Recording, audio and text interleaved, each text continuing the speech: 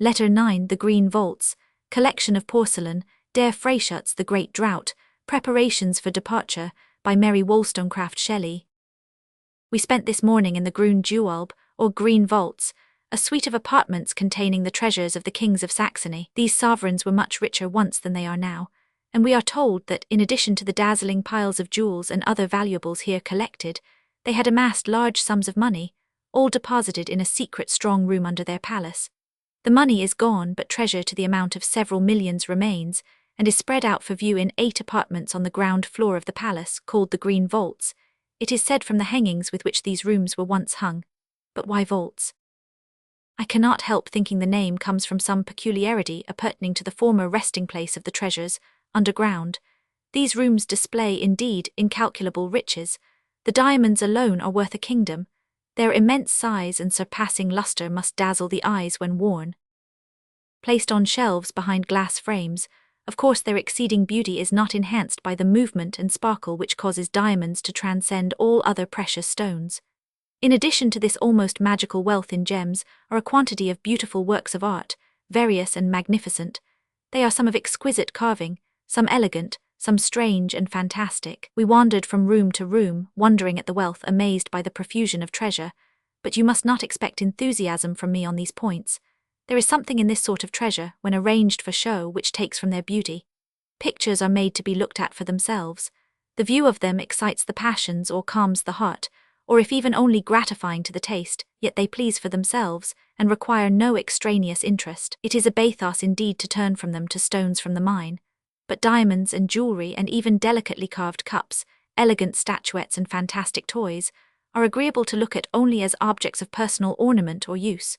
Show me a beautiful woman or an illustrious sovereign, adorned in jewels, served in cups that cost a province, and the imagination fills up a picture pleasing to itself, exalting a human being above his fellows, and glorifying weak humanity in his image. Show me a room in which a fellow creature is accustomed to live, where all he or she touches might ransom a king, and 1,000 feelings and sympathies are awakened. Thus, if we read in the Arabian Nights of apartments supported by columns encrusted in jewels, then also we find some enchanted prince who inhabits the wondrous chamber.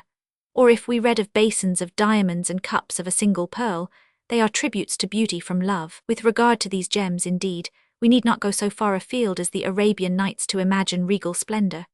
When Napoleon held his court in the north, to which thrones, dominations, princedoms thronged, proud hearts swelled beneath these stones, lifted up with a sense of greatness, and the lovely adorned by them were made glad by the consciousness of admiration. I am afraid my lion hunting at Dresden is over. After the Grün Gewölbe I went to see the collection of porcelain in an underground suite of rooms at the Japanese palace. I own I was disappointed.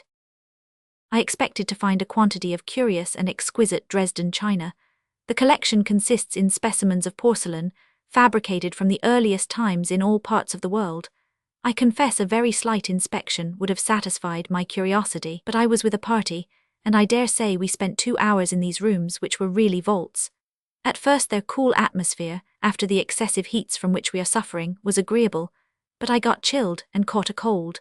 I have been confined to the house for some days, and feel myself quite incapacitated from undergoing the fatigue of further sightseeing. In spite of indisposition, I have contrived to go to the theatre, to hear Der Freischutz in its native country. Schroeder Devrient is the prima donna, and a pretty young debutante, a great favourite here, was the bridesmaid. The orchestra and singing were, of course, perfect, and the music of this opera is indeed enchanting. It is much to be regretted that the talking part is not arranged for recitative. We are no longer accustomed to the mixture of singing and speaking, and it grates on the ear. The imagination easily lends itself at first, and is soon carried away by the music to admit as natural and proper discourses in melody and singing, but the change from one to the other jars the ear, and unhinges the fancy. We had been told that nearly a year had been devoted to the getting up of the scenery and diablerie. They were very shabby and meagre. When Linda throws open her window in her first exquisite Shana, some unlucky urchin had drawn an actual face on the very oily-looking moon. A laugh through the house was inevitable. There is an Italian company here with a handsome prima donna. There is something very antagonistic in the German and Italian operatic schools. They despise each other mutually. Professors mostly side with the Germans, but I am not sure that they are right. The opera begins at 6, it is over by 9, and everybody is in bed by 10.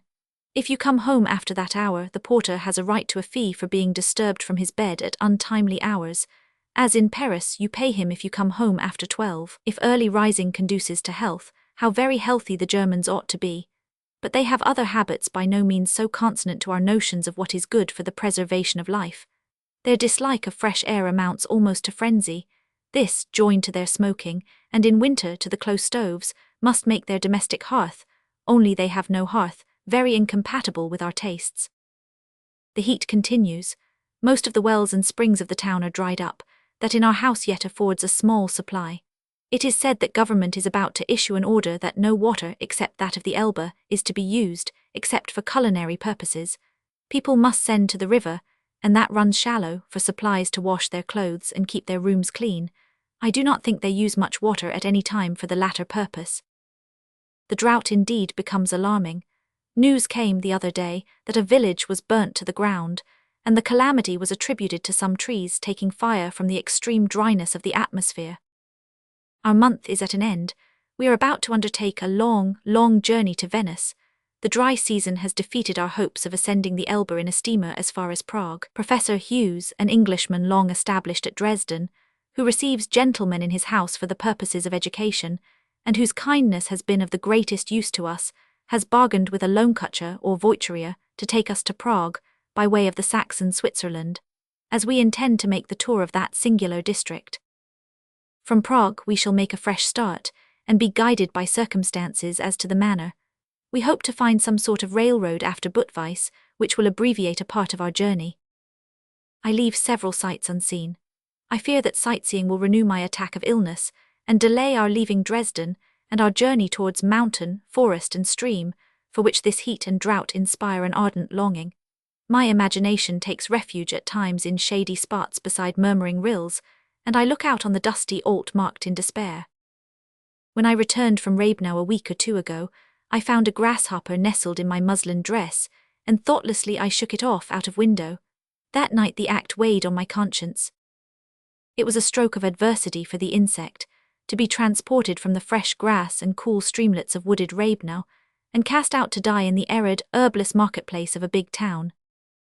In the morning, when I opened my eyes to my great satisfaction, I found that my grasshopper had rebelled against my cruelty, and had leapt back into the room. It lay evidently in great distress on the floor. I gave it water, which it drank greedily, and put it in a cornet of paper. That evening 1000, in her walk on the other side of the Elbe, took it with her and set it free on the grassy banks of the river. It was not its native glen of Rabenau, but it was all I could do. In olden times, this insect might have returned to thank me in the form of a fairy, but the days of wonders are past. However, pining as I am to repose in close covert by some brook, thirsting to betake myself to some wide-watered shore, I hope to be even kinder to myself than to my victim, and in a few more days to be far, far from the dusty Alt marked, amid more congenial scenes.